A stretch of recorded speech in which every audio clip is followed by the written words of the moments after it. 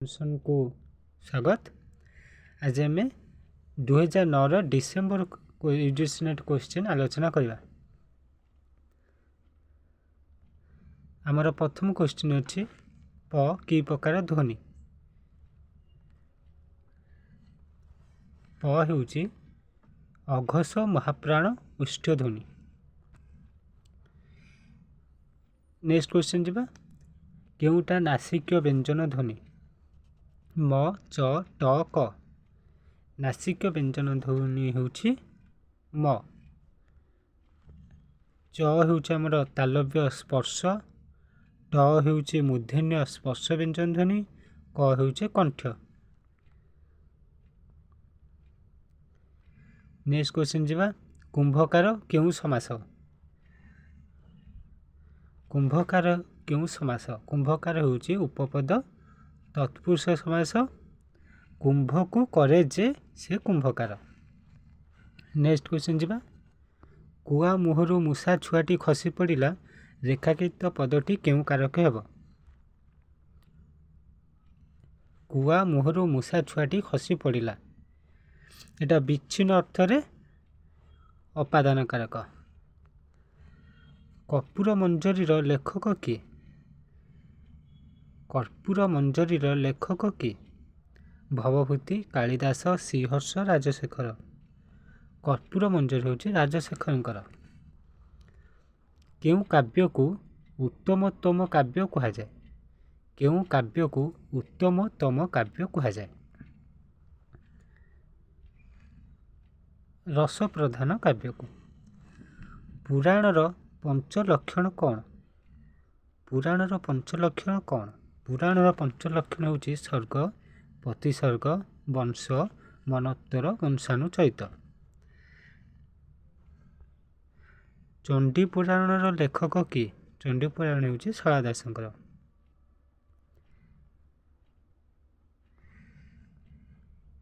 उपेन्द्र भंजक चौपदी चंद्र कि धरणर रचना।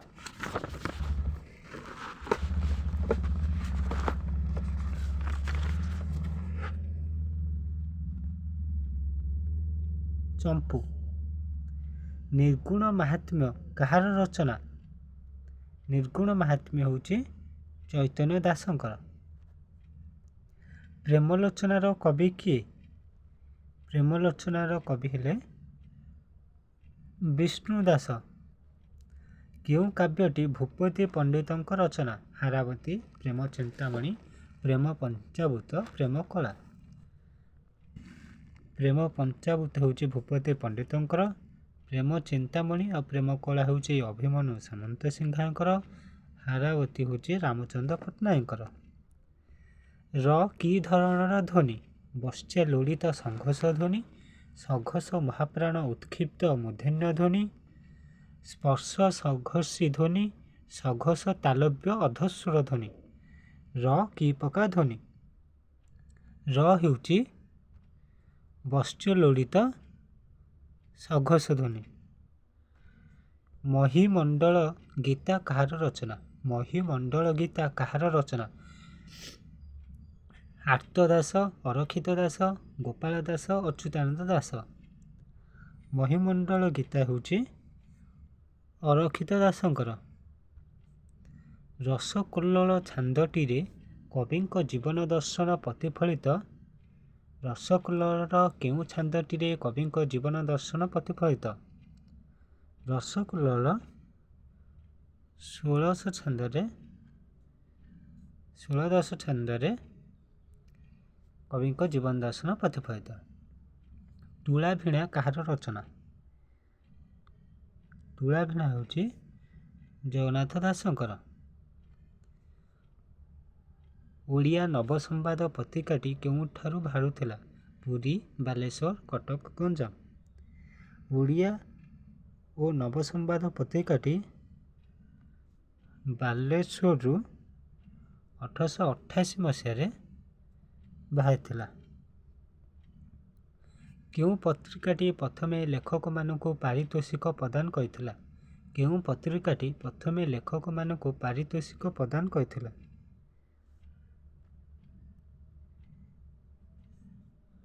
उत्कल प्रभा परवर्ती क्वेश्चन केउं पत्रिकाटी मिशनारी पत्रिका केउं पत्रिकाटी मिशनारी पत्रिका आमर मिशनारी पत्रिका है तीनोटी अरुणोदय ज्ञानारुण आ प्रबंध चंद्रिका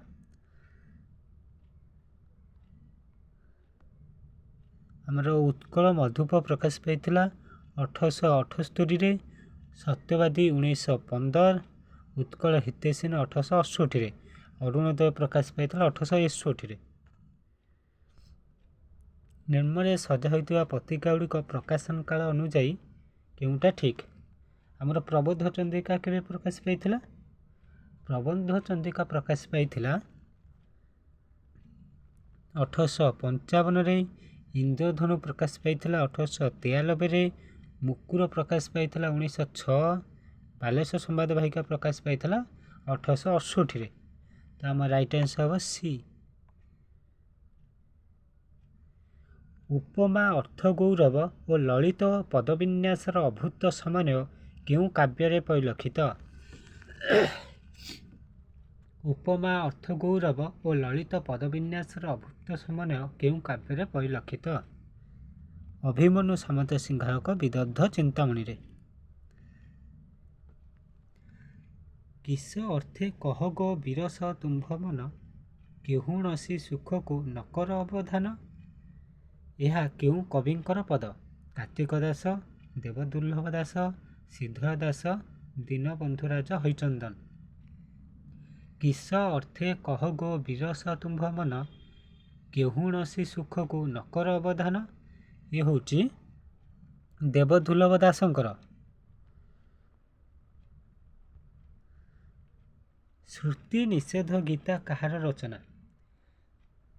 श्रुति निषेध गीता कहार रचना भीम भोई गोपालकृष्ण बनमाली गौरहरि श्रुति निषेध गीता होउची भीम भोई रचना कस्तम खस्तम देचे एथे भीम भोई कौटा प्रेम सुधा नदी ना शून्य संहिता ना ब्रह्म निरूपण गीता ना भाव समुद्र भीम भोई होउची ब्रह्म निरूपण गीता उपेन्द्र भंजंकर प्रेम सुधानिधि बलराम दासंकर भाव समुद्र अच्युतानंद दास को शून्य संहिता ऑप्शन डी हम राइट आंसर निम्न अनुष्ठान मानकर कालक्रमिक केउंटी सज्जीकरण ठीक ऑप्शन बी हम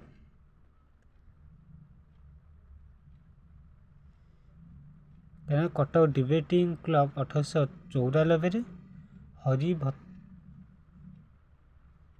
हरिभक्ति प्रदयिनी और शिक्षाबोधिनी यार मसीहाटा टे जना ना हेले ऑप्शन देता कि ऑप्शन बीटा राइट आंसर हम बोली निम्नलिखित लेखक मानक मध्यरु किए ज्ञानपीठ पुरस्कार पाई निम्नलिखित लेखक मान मध्यरु किए ज्ञानपीठ पुरस्कार पाई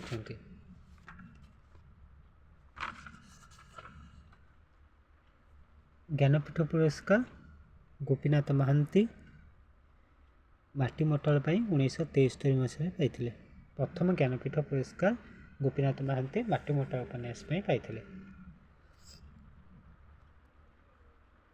अशांत नाटकर रचयिता किए अशांत नाटकर रचयिता किए अशांत नाटक है प्राणवधू करंकर प्रथम ओडिया नारी पत्रिका आशार संपादिका किए थे प्रथम ओडिया नारी पत्रिका आशार संपादिका किए थे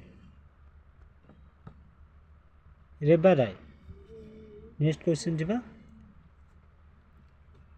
उत्कले नेतार नाही प्रयोजन उत्कलर नेता निजे नारायण ए कहार पद गोदावैश्य मिश्र गोपबंधु दास नीलकंठ दास गोदावैश्य महापात्र उत्कले नेतार नाही प्रयोजन उत्कलर नेता निजे नारायण होची गोपबंधु दासंक बंदीर आत्मकथार पंक्ति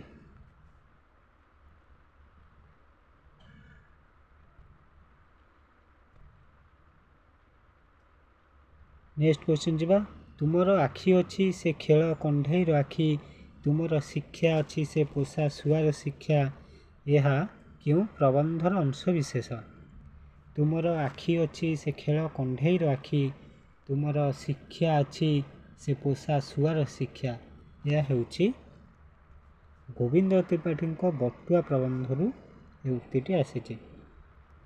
तृतीय पर्व कହାର रचना तृतीय पर्व ହେଉଛି डॉक्टर हरिकृष्ण महताबଙ୍କ उपन्यास।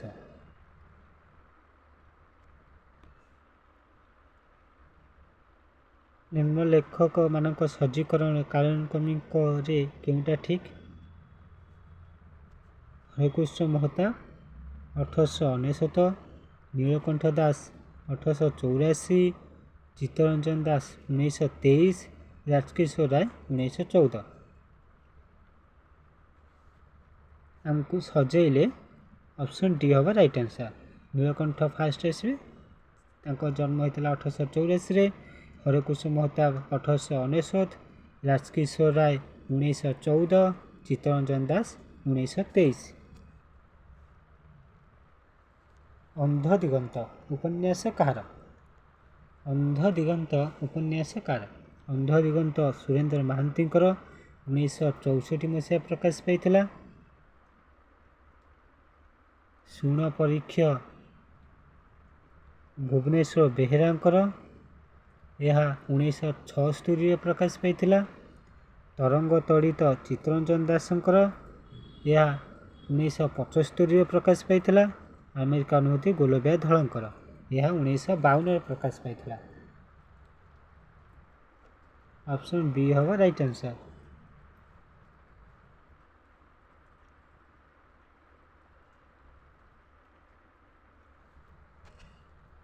ऑप्शन बी हम राइट आंसर। नेक्स्ट क्वेश्चन जीवा भागवत टुंगिया संध्या की धरणर रचना भागवत टुंगिया संध्या की धरणर रचना भागवत टुंगिया संध्या होची रम्य रचना या गोपाल चंद्र पहराजंकर या 1901 उत्कल साहित्य पत्रिकार धारावाहिक भाव प्रकाश पाउला 1903 पुस्तक आकार प्रकाश पाइला।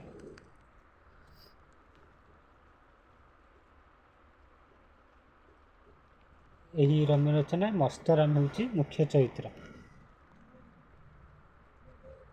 नेक्स्ट क्वेश्चन जीवा गोदानर ओडिया अनुवादक किए गोदानर ओडिया अनुवादक किए मनमोहन चौधरी किशोरीचरण दास सूर्यकांत दास कि गोलबिहारी धଳ गोदानर ओडिया अनुवादक है गोलबिहारी धଳଙ୍କର।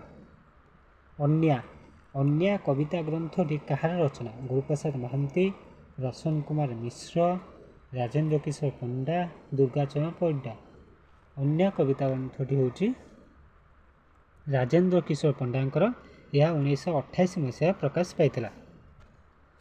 काव्य संचयनर कवि किए काव्य संचयनर कवि किए काव्य संचयन है वैकुंठनाथ पट्टनायकर यह 1948 प्रकाश पाई। भ्रमण खरच पाई थाए भत्ता खाऊथाए एणे मोड़ी दरिद्रंक मथा करुथाई क्षमतार अपव्यवहार ताकू मध्य बोली थांती धर्म अवतार ये कହାର कवितांश गंगाधर मेहर राधानाथ राय मधुसूदन राव फकीरमोहन सेनापति ये हूँ गंगाधर मेहरंकर ये कवितांशटी ताकू मध्य बोली थांती धर्म अवतार कवितारू आसছে। निम्नलिखित ग्रंथ मान को प्रकाशन अनुजाई सजेबारे केउटा ठीक बाछ धूप प्रकाश पाई 1931 कोणार्के प्रकाश पाई 1919 समुद्र स्नान प्रकाश पाई 1970 सर्वरी प्रकाश पाई 1991। ऑप्शन सी हम राइट आंसर।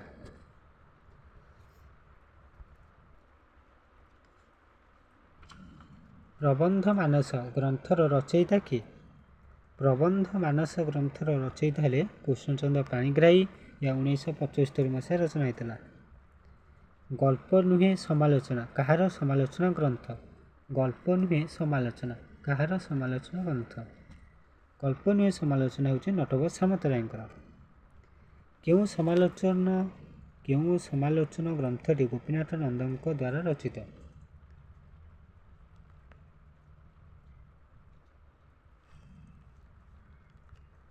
ଗୋପୀନାଥ ନନ୍ଦନ ରଚିତ ହେଲା ଶ୍ରୀ ଭାରତ ଦର୍ପଣ।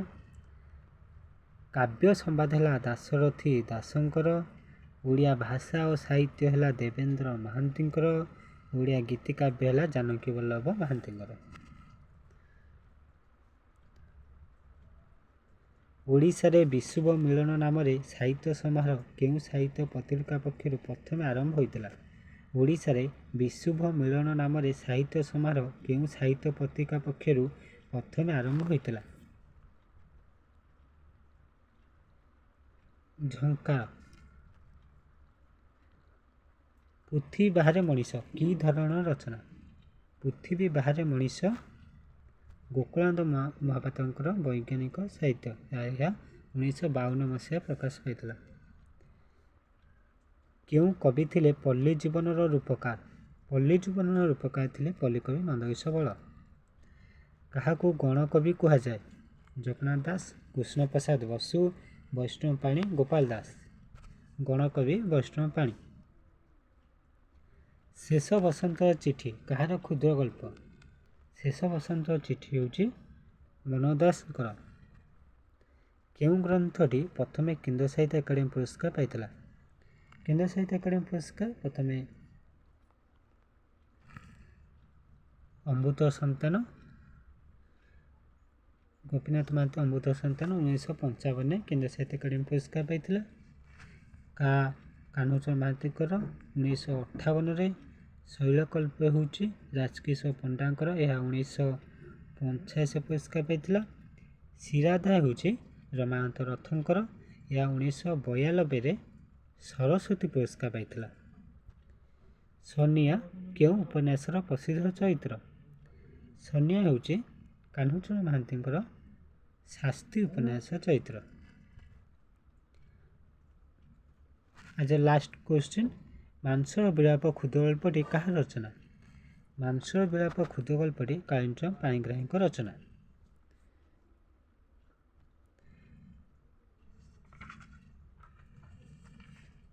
ଆମର ସବୁ କ୍ୱେଶ୍ଚିନ୍ ସରିଯାଇଛି।